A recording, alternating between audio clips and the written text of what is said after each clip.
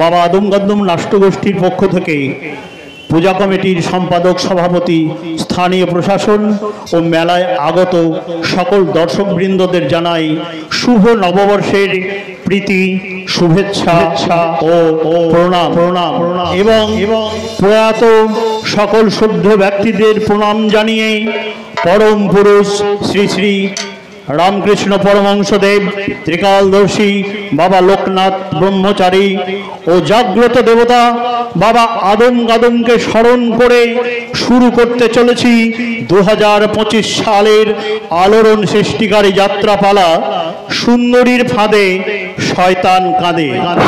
রচনা doctor Tapas Kumar, manager বলয় চক্রবর্তী, সহ manager Nanigopal Haldar, কোষাধ্যক্ষ সঞ্জয় অধিকারী, বিশেষ সহযোগিতায় মাননীয় শ্রী শ্রী প্রদীপ্তানন্দজি মহারাজ, কার্তিক মহারাজ, বেলডাঙ্গা ভারত সেবাশ্রম সংঘ। শুরু করছি ডাক্তার তাপস কুমার রচিত, দিলীপ পাল নির্দেশিত সম্পূর্ণ সামাজিক যাত্রাপালা সুখের স্বর্গ ধুলায় লুটাই, গ্রহণ লেগেছে সংসার চাঁদে, পাপ পুণ্যের বিচারশালায় সুন্দরীর ফাঁদে শয়তান কাঁদে, সুন্দরীর ফাঁদে শয়তান কাঁদে, সুন্দরীর ফাঁদে শয়তান কাঁদে।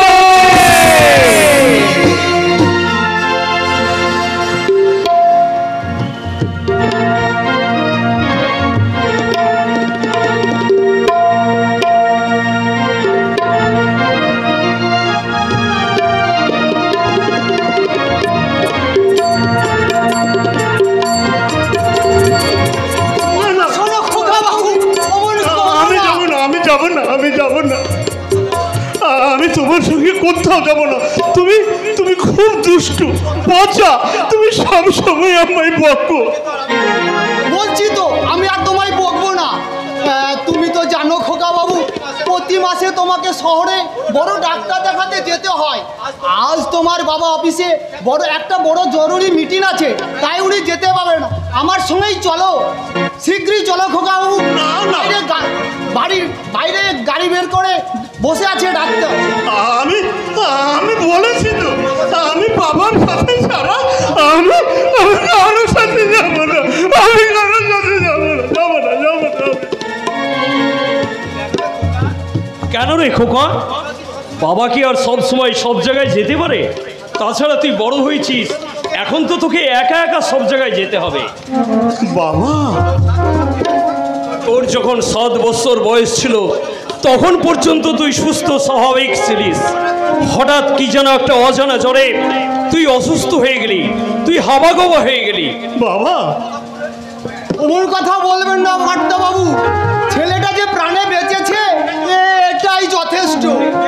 দেখবে ও একদিন বড় হয়ে অনেক বড় হবে, অনেক বড়। না না না, আমি বড় হব না। বড় হলে তোমরা কেউ আর আমায় ভালোবাসবে না। আমি বড় হলে মা আমায় আর নিজের হাতে খাইয়ে দেবে না। আমি বড় হলে মা আমাকে আর গান শুনিয়ে ঘুম পাড়াবে না। আমি বড় হব না।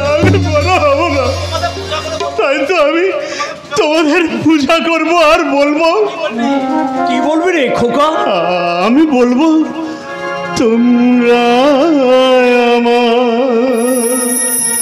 সকল দেবতা, তোমরা আমার ভগবান,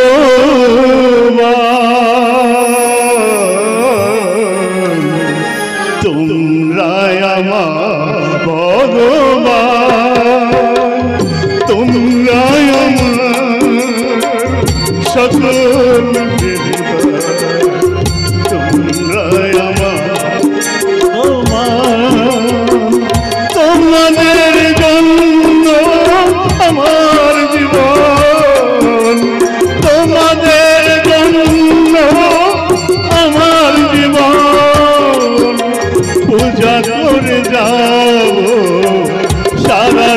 জীবন তোমরা আমার সকল তোমরা আমার ভগবান।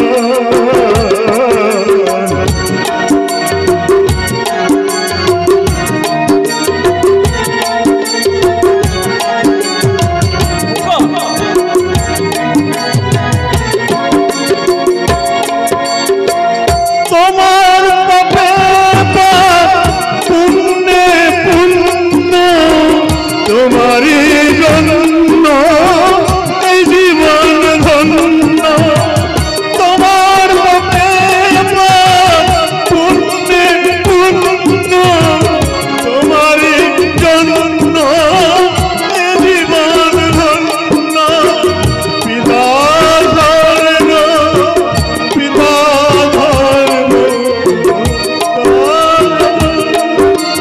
পিতা ধর্ম, নিজ মন জেনেছে তোমরাই আমার ভগবান। তোমরাই আমার সকল দেবতা, তোমরাই আমার ভগবান। তোমরাই আমার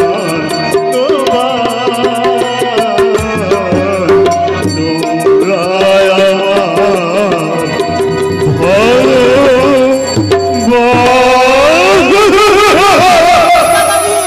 এসো, কই গো খোকাবু, এসো, সবাই চলে যাচ্ছে যে। তোর উপর আমার যে অনেক আশা রে খোকা, অনেক স্বপ্ন লুকিয়ে আছে।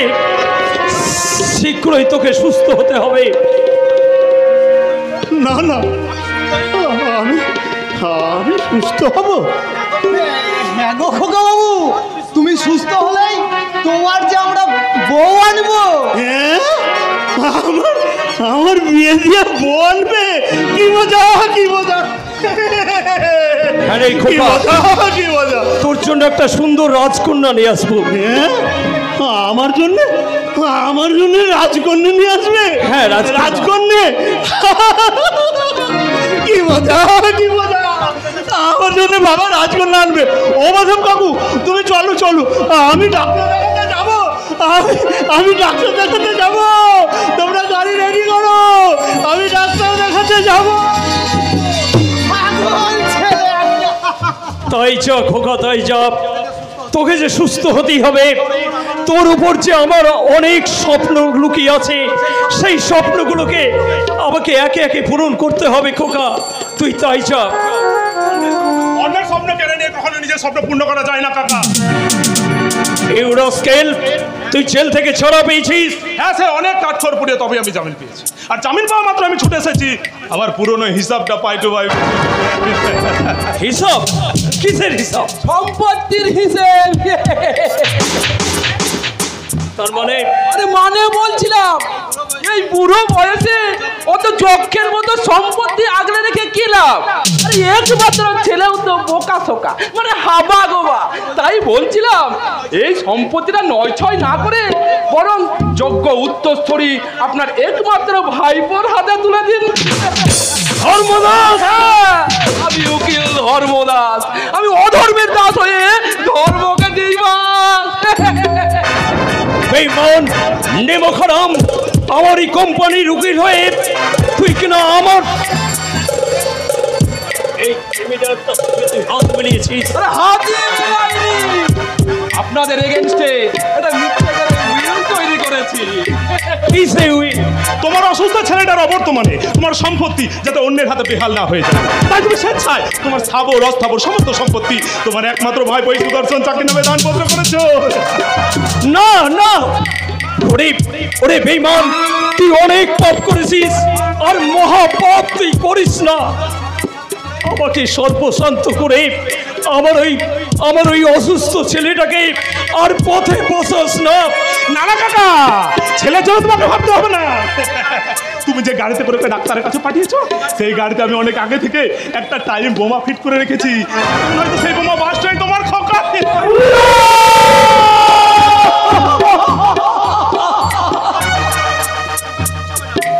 আমার কিচ্ছু হবে না। যেমন করি হোক আমি খোকাকে বাঁচাবো। খোকা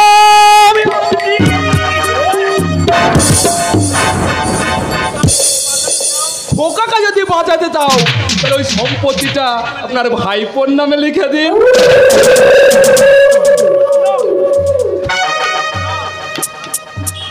না, আমি আমি আমার শরীরে রক্ত জল করে ওই সম্পত্তি আমি করেছি। আমি তোর মতো কুলাঙ্গরের হাতে এই সম্পত্তি তুলে দিয়ে আমি নয় ছয় করতে পারবো না। তুই শালা আমার বাবাকে জুয়ার মধ্যে আসক্ত করে খুব কম টাকায় শালা আমার বাবার সমস্ত সম্পত্তিকে আত্মসাৎ করে নিয়েছে। আর আমি সেই সম্পত্তি ফেরত চাই চাইলে তুই শালা আমার সমস্ত সম্পত্তি কেড়ে নেওয়ার চেষ্টা করছিস। আজ তোকে ছাড়বো না শালা।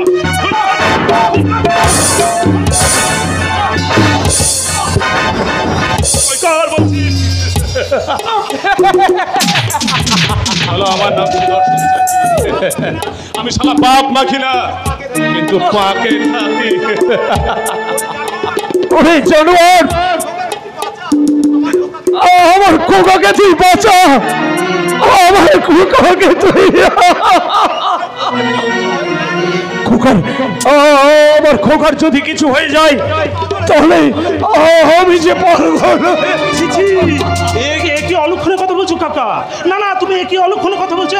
আমি তো তোমার একমাত্র ভাইপো নাকি? হতে পারে আমি অমানুষ, আমি জল্লাদ, কিন্তু আমি তো তোমার ছেলের মতো কাকা। হ্যাঁ গো কাকা, তোমার ছেলের জন্য কষ্ট হবে, আমি কষ্ট হবো না? খুব কষ্ট হবো, খুব কষ্ট হবে। তাই তো তোমার বিষয় সম্পত্তি আর ছেলের জন্য যাতে কষ্ট না পাও আমি সেই ব্যবস্থা।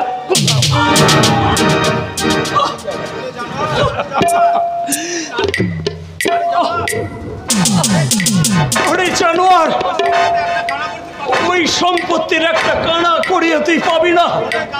অনেক আগে আমার সম্পত্তির এগনেস্টে আমি একটা বিশেষ উইল করে রেখেছি।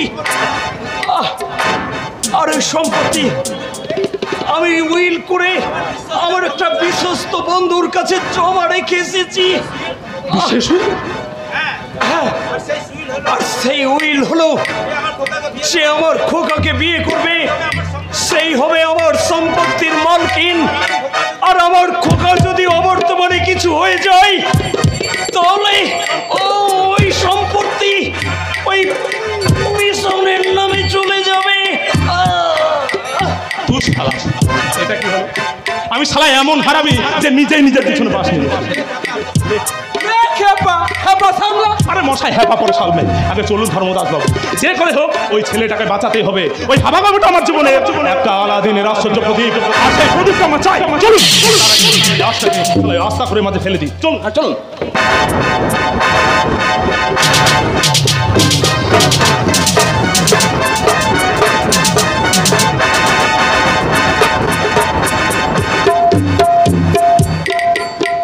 আমার যা ইচ্ছা আমি এখন তাই করব।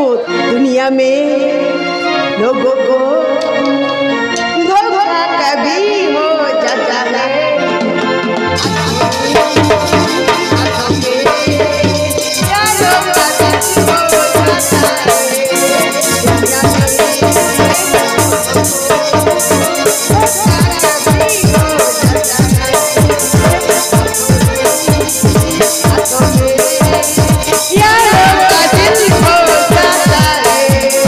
दुनिया में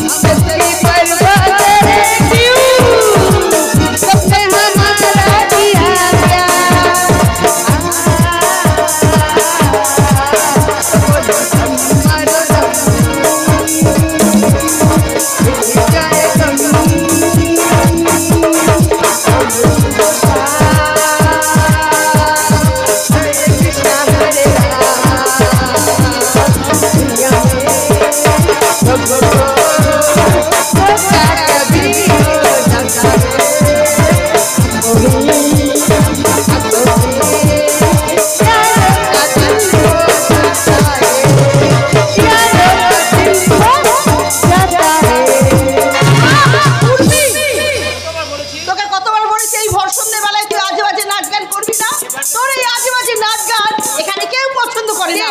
কে কে কে বলতে তুমি কার কথা বলছো বলো তো? কে আমার নাচ গান পছন্দ করে না শুনি? আমি বৌদি, শুধু আমি নয়, মেজদাও চাই না তুমি এই নাচ নেচে এই বাড়ির শান্তির পরিবেশটা নষ্ট করো। তার মানে কি বলতে চাইছো? তার মানে বলছে আজকের দিনে গৃহবধূরা উপোস করে থেকে মা লক্ষ্মীর আরাধনা করে। আর সারা বাড়িতে লক্ষ্মীর পদচিহ্ন এঁকে সন্ধ্যাবেলায় লক্ষ্মীর পাঁচালি পরে মা লক্ষ্মীকে আহ্বান জানানো হয়। আয়না আয়না বোন আয়না, আমরা দুজনে মিলে আজ মা লক্ষ্মীর পুজো করি। তোমার কি মাথা খারাপ হয়ে গেছে নাকি? কি মেজ বৌদি যদি এই বেশে ঠাকুর ঘরে প্রবেশ করে না, তাহলে হয়তো মা লক্ষ্মী জানালা দিয়ে পালিয়ে যাবে। সামনে কথা বলতে বলে দিচ্ছে। তার আগে তুমি তোমার চরিত্রটা সামলাও মেজ বৌদি। কি বললে? পুজো যদি করতেই চাও, তাহলে তোমার ওই পসারানির সাজটা ছিঁড়ে ফেলে নিজেকে আগে পুজোরানির সাজিয়ে নাও। এমনিতেই তোমার মন থেকে ভক্তি ঝরে পড়বে মেজ বৌদি, এমনিতেই তোমার মন থেকে ভক্তি ঝরে পড়বে। এমন ভক্তি টক্তি না আমার কোনো দরকার নেই। হ্যাঁ, এটা তোমার ভুল ধারণা উর্মি। এটা বাঙালি সনাতন রীতি আদর্শ মেনে আমার মা ঠাকুরমা বৌদি এমনকি সনাতনী রীতি আদর্শ মেনে এই সংসার করত। রীতি আবার আদর্শ? হ্যাঁ রে উর্মি, হ্যাঁ, রীতি আর আদর্শ। এখনো গায়ের মেয়ে বউরা নিজেদের সংসারের মঙ্গল কামনায় এই রীতি নীতি আদর্শ মেনে চলে বলে এখনো গায়ের মাটিতে শান্তির স্বর্গ বিরাজ করে। তাই থামো তো, তোমার জ্ঞানের লেকচারগুলো আমার কাছে বড্ড অসহ্য লাগে। কি চাও, কি চাও তুমি? আমি আমার স্বামী কিনে আলাদা হয়ে যাই? উর্মি, কি এমন হলো যে তুমি এই বাড়ি থেকে আলাদা হতে চাও? কি হয়নি সেটা বলতে পারেন? এই যে দিদি দিদি আমাকে উঠতে বসে দিনরাত খোটা দেয়। আমি শাড়ি পরি না বলে আমাকে আজে বাজে কথা বলে। আমি সাজতে ভালোবাসি বলে আমাকে কটু কথা বলে।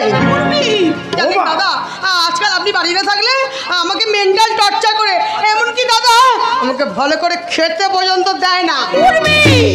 ছি ছি ছি ছি, প্রতিবেশীরা এসব কথা জানতে পারলে সবাই ভাববে আমরা বাড়ির বইয়ের উপর নির্যাতন করছি। না দাদা না, তুমি কিছু ভেবো না। ওই পরের মেয়েটা তোমাকে আমার কাছ থেকে সরানোর হাজার চেষ্টা করলেও আমি প্রমাণ করে দেব, জল কাটলে যেমন দুভাগ হয় না, তেমনি আমাদের দুই ভাইয়ের সম্পর্ক কোনোদিনই আলাদা হবে না দাদা, কোনোদিনই আলাদা হবে না। সেই আশাতেই তো আমি বুক বেঁধে আছি রে ভাই। আমার বিশ্বাস বৌমা একদিন নিজে এই সংসারের রীতিনীতি সব কিছু শিখে নিয়ে একই বৌমা এই বাড়ির আদর্শ পোহার চেষ্টা করবে। এই শুনুন, ওসব লক্ষ্মী বাস্টার না, আমি মানতে পারবো না। আমার যা ইচ্ছা আমি তাই করবো, যা খুশি তাই করবো। এই ব্যাপারে বেশি বাড়াবাড়ি করলে আমার স্বামীকে নিয়ে আমি এই বাড়ি থেকে চলে যাবো।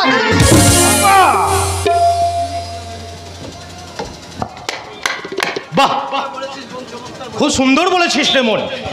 তুই একেবারে এ যুগের আধুনিক মনস্ক, মেয়েদের কথাটাই বলে দিয়েছিস। দাদা দাদা তুমি এসেছো, এই দেখো না, এরা না আমাকে মন দিয়ে সংসারটাই করতে দিচ্ছে না। মন দিয়ে সংসার? হ্যাঁ। তা এভাবে সংসারে ঘুরে বেড়ালে জীবনের স্বার্থটুকু যে তুই কখনো খুঁজে পাবি না রে বোন। আগে নিজের সাজটা পাল্টা।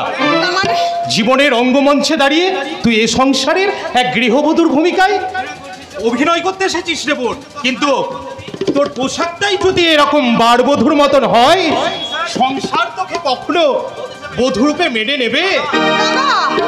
উর্মি, বড্ড সাহস হয়েছে না? আলাদা হয়ে যাবে, তা আলাদা হয়ে খাবি কি সেটা একবার ভেবে দেখেছিস? আমার আবার খাবার কি ভাবনা? আমার স্বামী তো ইঞ্জিনিয়ারের চাকরি করে। তবুও তোর সত্যিটা আজকে জানা দরকার আছে। শোন উর্মি, তোর স্বামী ইঞ্জিনিয়ার, সেই অহংকারে তুই ধরাকে সরা জ্ঞান করলেও আসল সত্যিটা হলো এই যে তোর স্বামী কোনো ইঞ্জিনিয়ারই নয়, সে সামান্য একটা প্রাইভেট কোম্পানিতে সিকিউরিটি গার্ডের কাজ করে।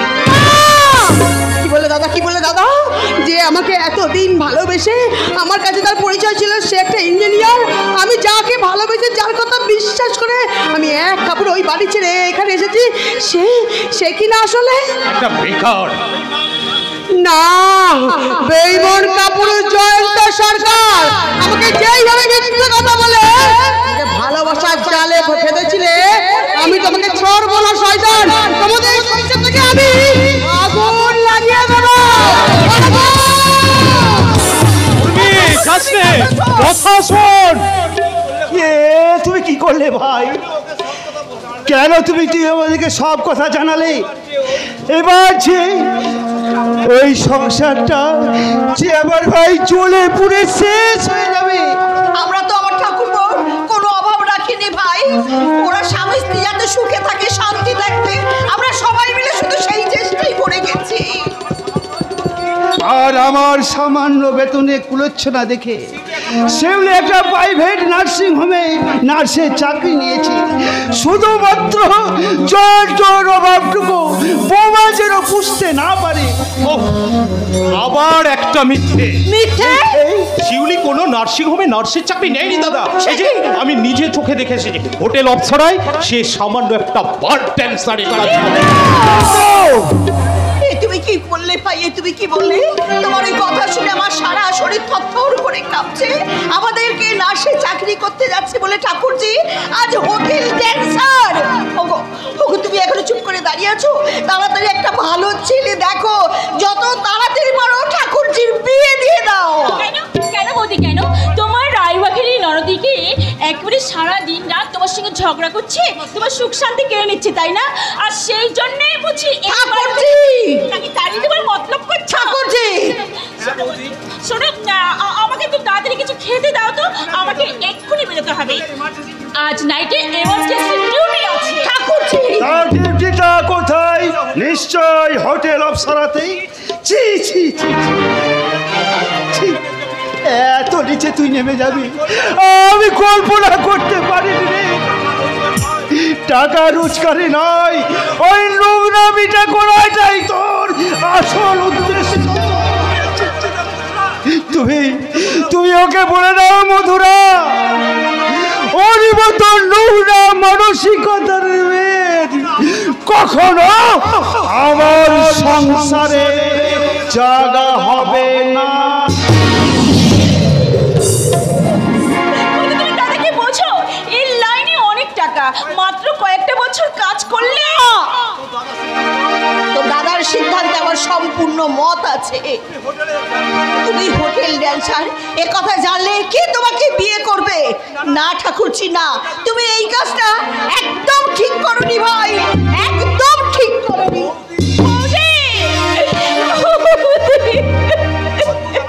বাহ, কি অদ্ভুত, কি অদ্ভুত আমাদের সমাজ ব্যবস্থা। যারা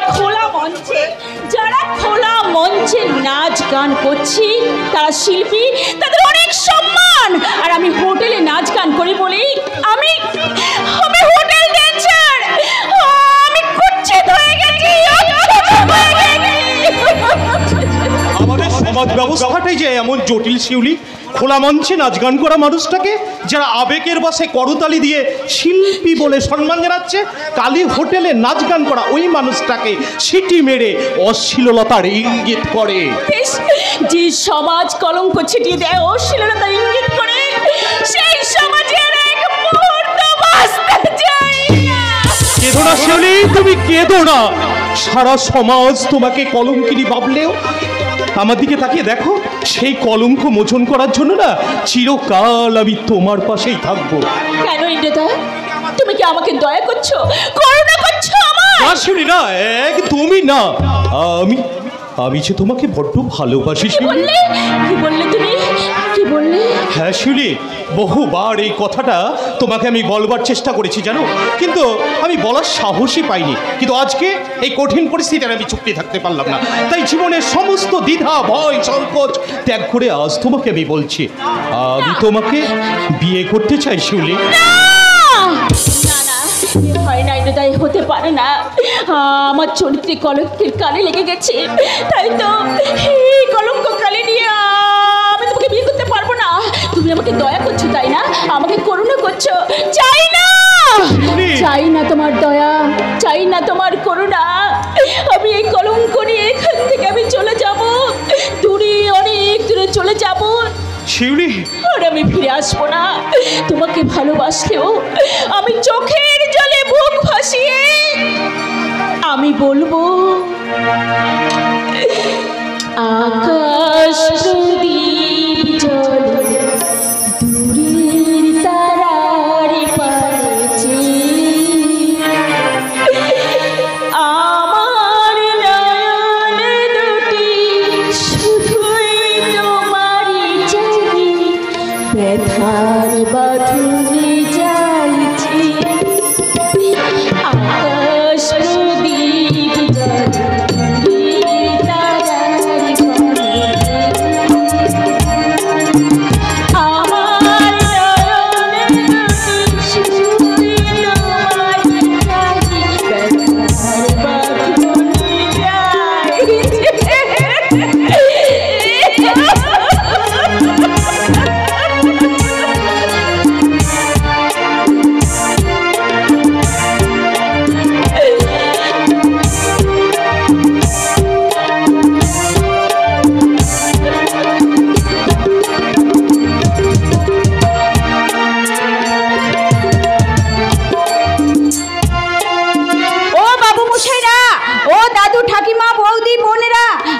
সবাই শুনুন, পাড়ায় পাড়ায় রেশন পৌঁছে দিতে যেমন দুয়ারে রেশন সরকার তৈরি করেছে, তেমনি গরমা গরম রান্না করা খাবার হাতে নিয়ে দুয়ারে দুয়ারে পৌঁছে যাচ্ছে সুন্দরী রানীর এই দুয়ারে খাবার।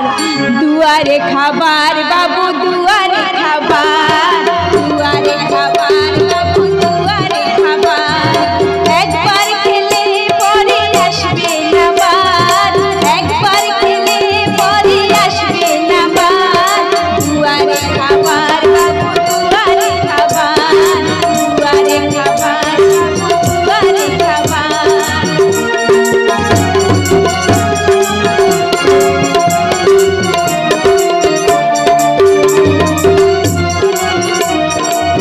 মুড়ি ঘন্ট আছে বাবু খেতে যদি চান, পাতলার কালিয়াতে জুড়াবে পরাণ। মুড়ি ঘন্ট আছে বাবু খেতে যদি চান, পাতলার কালিয়াতে জুড়াবে প্রাণ। শেষ পাতে চাটনিতে জমাবে আসর, শেষ পাতে চাটনিতে জমাবে আসর।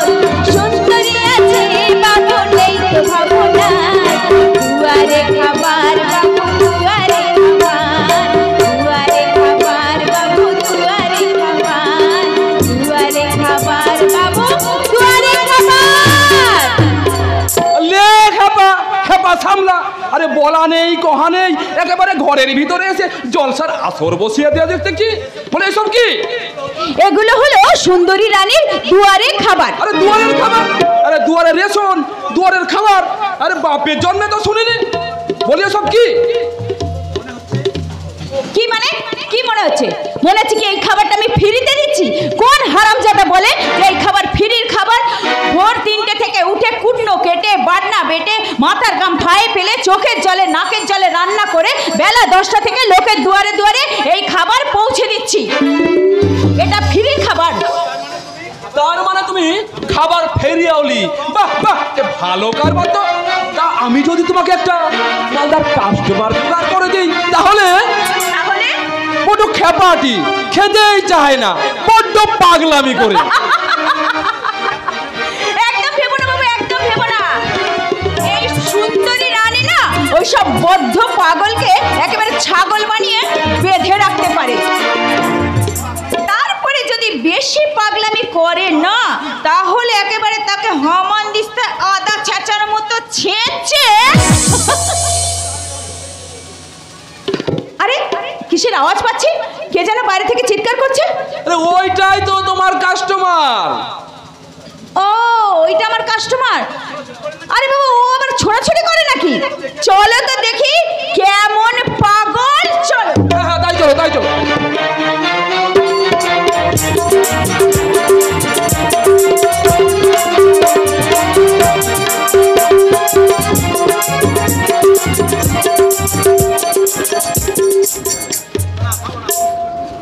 না,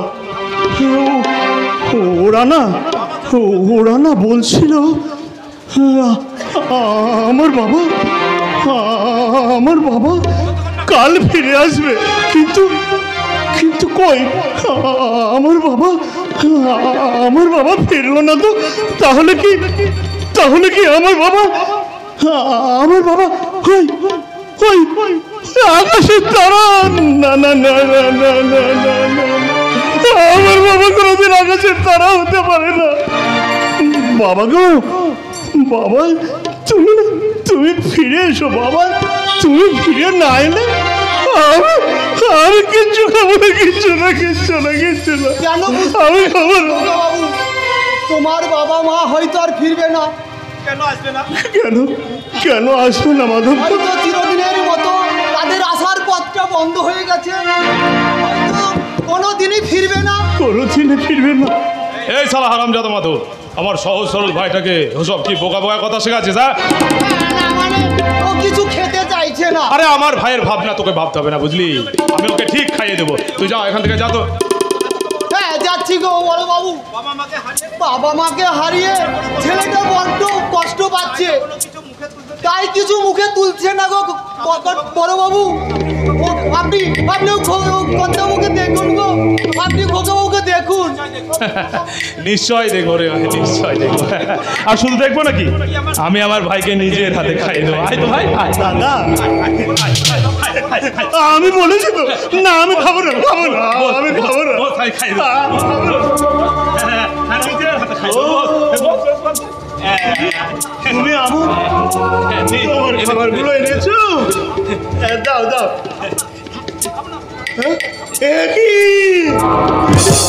শুকনো পাশি রুটি,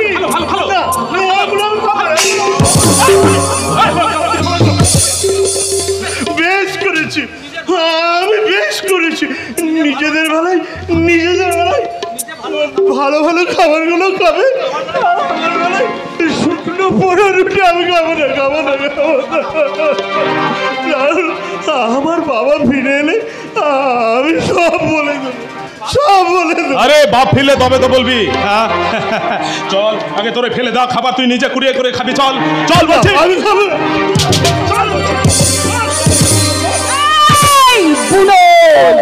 শালা বাঘা তেঁতুল দেখেছো, মুখে বলছো ভাই ভাই, আর ভাইকে শালা কষায়ের মতো পেটাচ্ছ। বেশি শালা তরবর করলে না একেবারে ঘি লেবু দিয়ে চটকে হামান দিস্তায় ছেঁচে একেবারে সুন্দরী খাবারের সঙ্গে পার্সেল করে দেবো।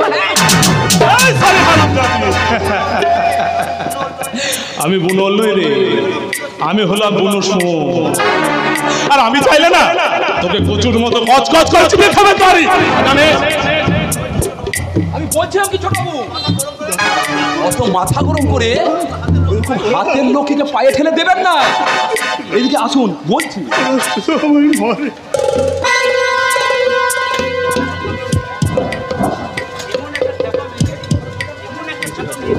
এমন একটা খবর দিচ্ছি, এইটা পাগলাটা কেমন মেয়েটার বসে এসে গেছে। আরে সত্যি তো, এটা দেখে না আমার মাথায় একটা দারুণ আইডিয়া গেছে। এখন যদি কোনো রকম এই মেয়েটাকে আমাদের বসে আনা যায় তাহলে তো গেলাম। আরে এইটাই ও তাই নাকি? তুমি খুব ভালো, তোমার জন্য আজ আমি পেট পুড়ে খেয়েছি। এই যে মেয়ে, আমার কাছে তুমি বাঘা তেঁতুল হলে কি হবে? ওর কাছে তো একদম কলকাতা রসগোল্লা। হ্যাঁ গো বাবা, হ্যাঁ, আমি যার কাছে যেমন তার কাছে তেমন। তুমি রোজ এসে পাগলা বাবুটাকে খাইয়ে যাবে? পারবো না গো বাবু, পারবো না। আমাকে 50টা বাড়ির দুয়ারে দুয়ারে খাবার পৌঁছে দিতে হয়, নিজের হাতে খাবার খাইয়ে দেবার মতো সময় আমার হাতে নেই। হ্যাঁ, তুমি আমায় খাইয়ে দেবে না তো? ঠিক আছে ঠিক আছে, যাও যাও, তুমি এখান থেকে চলে যাও, আমি কিছু খাবো না। আরে বাবা, এ তো মহা মুশকিলে পড়লাম। আরে মুশকিল আসান তো তোমরাই করতে পারো গো মেয়ে, কারণ তোমরা যে মায়ের জাত, যে ছেলেটাকে খাওয়ানোর জন্য রোজ বাড়িতে তুলকালাম কাণ্ড ঘটে যেত, তাকে তুমি তোমার স্নেহ ভালোবাসা দিয়ে কত সহজেই না খাইয়ে দিলে। তাই আমি হাত জোর করে অনুরোধ করছি মা। আরে তুই বউ, আচ্ছা বোন, হ্যাঁ বোন, তুমি আমার ভাইটাকে রোজ খাইয়ে দিয়েছি বোন। তোমার আপত্তি থাকলেও আমাদের না এই খাবারের দাম ডবল। এই শোনো গো উকিল বাবু, আমার খাবারের দাম আমি কার থেকে 1 টাকা বেশিও নিই না, 1 টাকা কমও নিই না। তবে আমার এই খাবারের সঙ্গে স্নেহ ভালোবাসা মায়া মমতা ফ্রি, তাই ওই ফ্রিটা দিতে আমি প্রতিদিন এসে এই পাগল বাবুটাকে খাইয়ে যাব। বাবু চলে গো বাবু, চলি। দুয়ারে খাবার বাবু, দুয়ারে খাবার।